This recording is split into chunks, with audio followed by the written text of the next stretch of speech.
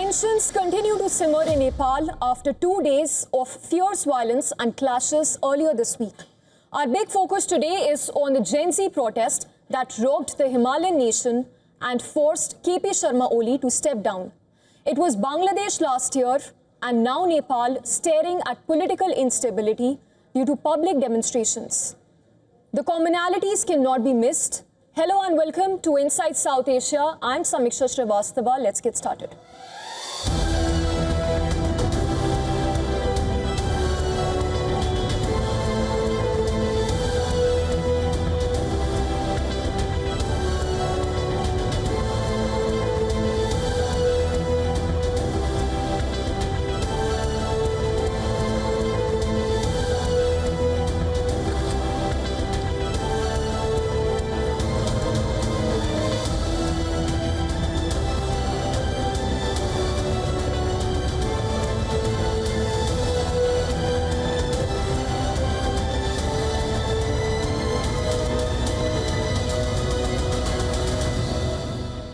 Nepal's biggest street protests in recent times, triggered by a government ban on social media, made South Asia's biggest headlines this week.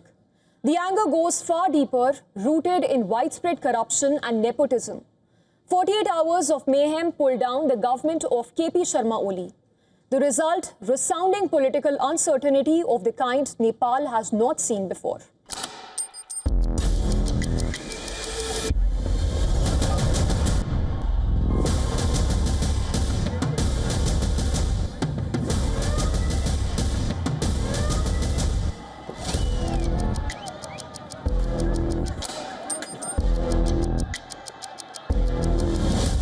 Over 2 days, Kathmandu and cities across Nepal exploded in violence. Young protesters flooded the streets.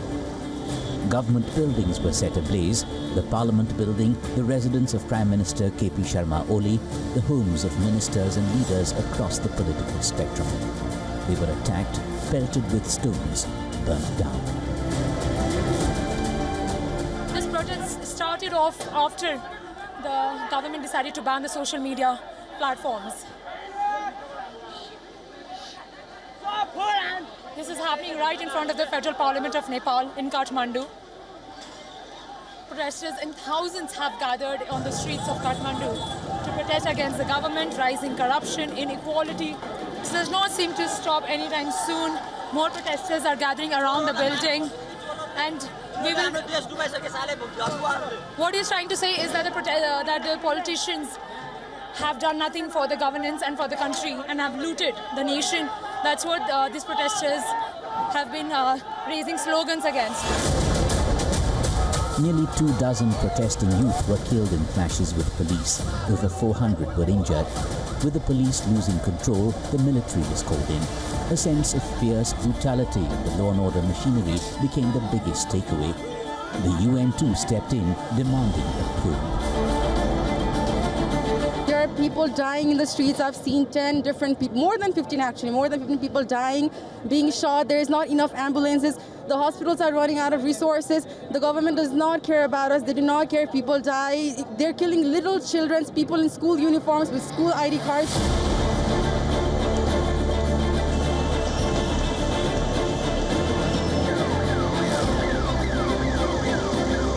At the end of day one, the social media ban was lifted. But the anger and public protest was far from over. The killings added fuel to the fire. It became clear the social media ban was just a spark. The real fire was decades of corruption and betrayal. Every corruption in the country, from the local level to federal level, all the Nepalese citizens are fed up of corruption. Every youth are going outside the country, so we want to protect our youth and make the country's economy better.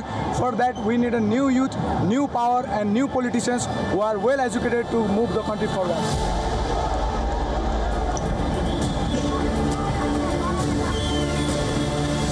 The government blamed what it called anarchists.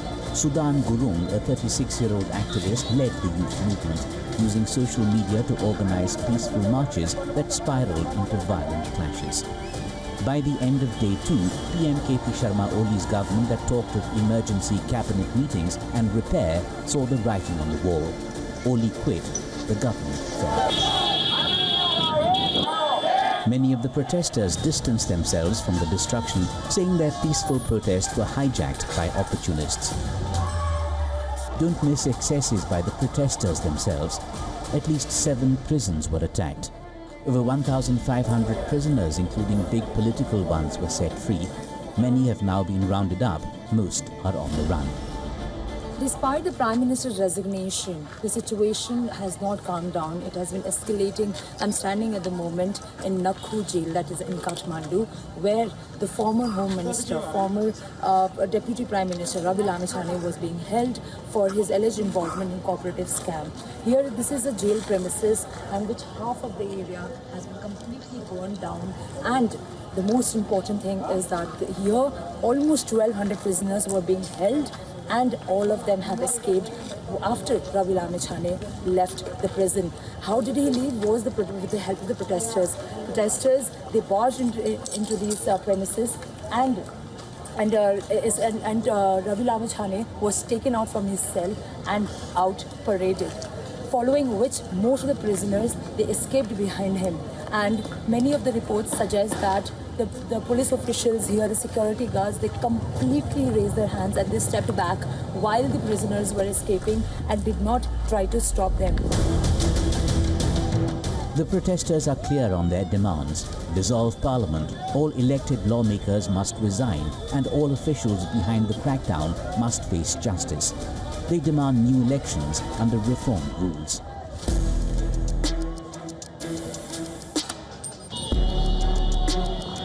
The road ahead is difficult. The political landscape is fractured, with millions of youth unemployed and economic disparity soaring. Tensions run deep. This isn't just Nepal's crisis, it echoes across South Asia. The youth movements that toppled governments in Bangladesh and Sri Lanka took similar routes, fueled by systemic corruption and inequality. How Nepal rebuilds trust and governs going forward remains to be seen, but the message and the lesson are clear. There can be no ignoring the voice of the people.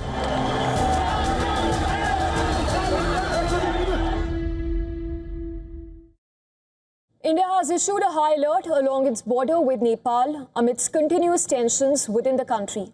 New Delhi voiced deep concern, emphasizing the potential impact on Indian interests and regional stability. India's Ministry of External Affairs has said that India is closely monitoring developments in Nepal. Expressing concern over the killing of people, India has issued a call for restraint as it stressed on stability in the region. In its advisory, the MEA has asked Indian nationals in Nepal to exercise caution and adhere to local guidelines.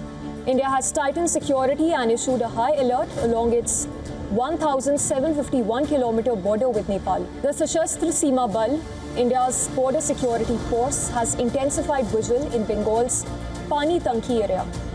Officials confirm adequate deployment is in place and stricter checks are being implemented at various outposts. A large number of Indian citizens live and work in Nepal, with many running business in the country. Nepal is also a favorite for tourists from India. Over 200 Indian tourists are reported to be stuck in the country, eager to get out amid the unrest in the country. I'm at the international airport in Nepal. I'm standing in front of the gate that I was supposed to board my plane, Indigo plane to Delhi from at 2 this afternoon. Around 1 o'clock, they said that the airport is shut. We saw plumes of smoke rising everywhere. I believe it was tear gas that they were using to disperse the kids outside who were protesting. The India-Nepal border is open, allowing unrestricted movement for citizens of both countries. This fosters close ties but also poses significant security challenges. The porous nature of this long border makes it susceptible to misuse, and any political instability in Nepal can escalate cross-border issues, directly impacting Indian interests. As a direct consequence of tensions in Kathmandu, trade has been partially halted, leaving trucks stranded at the border. Several flights to and from India, including Air India services on Delhi-Kathmandu-Delhi route, have also been cancelled. India has issued such border alerts previously as well, including during the 2015 Madesi protest, which also affected trade and cross-border movement. Nearly 2 weeks after the deadly earthquake in Afghanistan that killed more than 2,200 people, deep uncertainty still lingers. Persistent aftershocks slow down recovery efforts, and some senseless medieval Taliban diktats stand in way of even basic rescue operations. A report on the situation on the ground.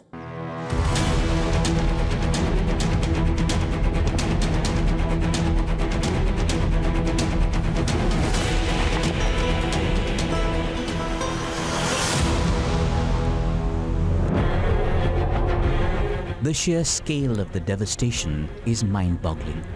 Broken houses stretch across valleys, entire villages are reduced to rubble.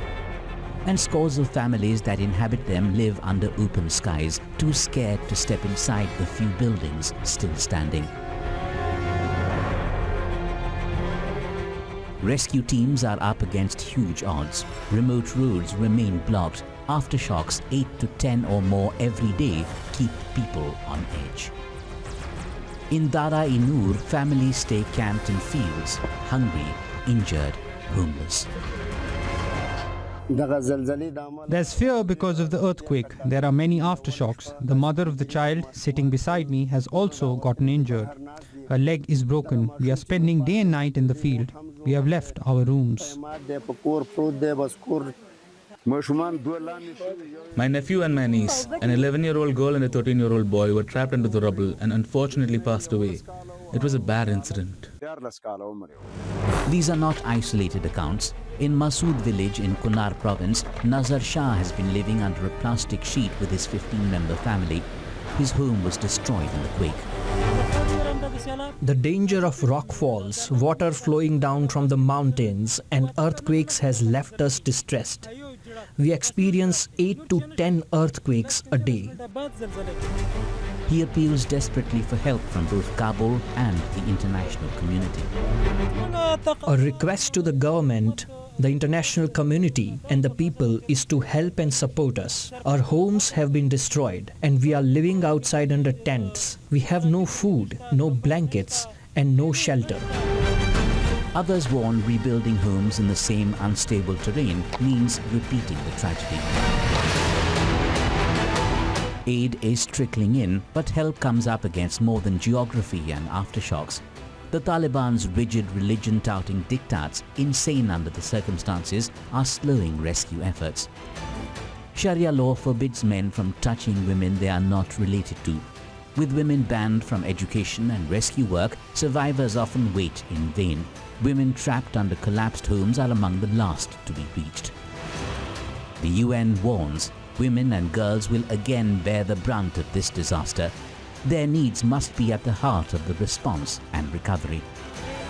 It remains a dark road ahead. Any end to this nightmare remains out of sight.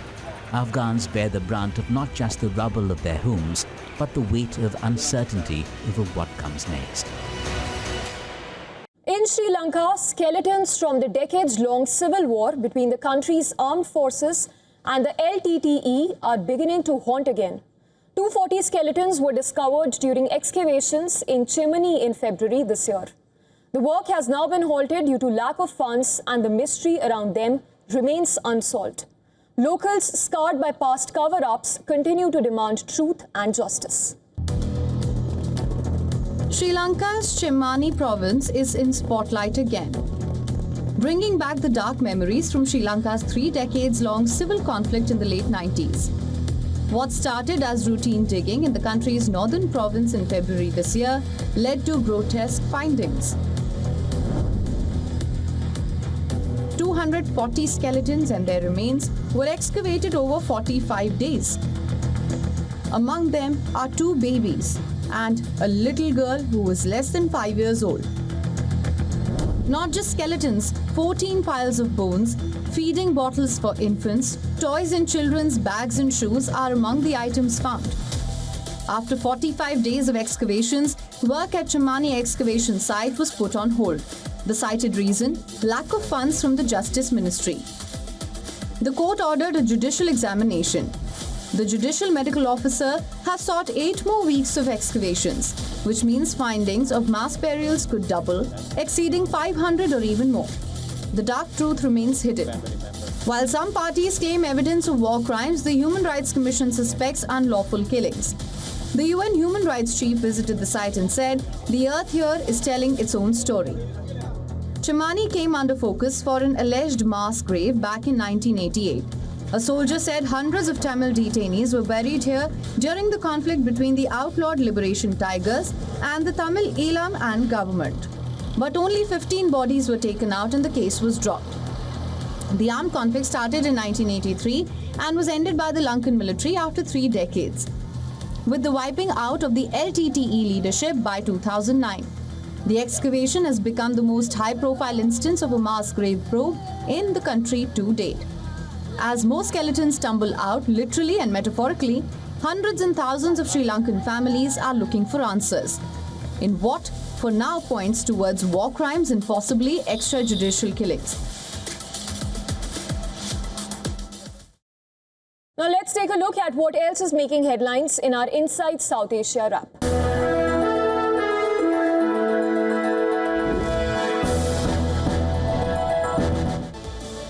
India has got its new vice president.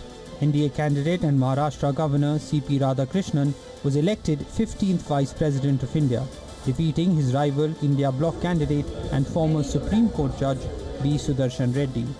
Radhakrishnan polled 452 of the total 767 votes, while Reddy managed to get 300 votes. The 150 vote margin between Radhakrishnan and Reddy is one of the lowest in the vice presidential elections so far. In 2022, Jaideep Dhankar got 528 votes and defeated opposition candidate Margaret Alva, who managed only 182. Bangladesh has decided to allow the export of 1,200 tons or 1.2 million kilograms of hilsa fish to India ahead of Durga Puja. Though the quantity is nearly half of what was permitted in 2024, announcing the decision, Bangladesh High Commissioner to India Riaz Hamdullah posted on X. Ilish coming. Bangladesh government just decided to export the quintessential fish to India ahead of festival seasons as a mark of enduring friendship. The decision comes against the backdrop of strained relations between New Delhi and Dhaka following the ouster of Sheikh Hasina in August 2024. Last year, the Yunus administration had cleared 2,420 tons for export after initially considering 3,000 tons. Bhutan's Prime Minister Shering Tobgay visited the Dham temple in India's northern Ayodhya to offer prayers. A special lunch was also organized in his honor. Shering was on a state visit to India where he met Indian Foreign Minister S. Jaishankar in New Delhi. That's all we have on the show today. We leave you with images from the just concluded military exercise Bright Star 2025. India was among 44 countries at the mega drills held in Egypt.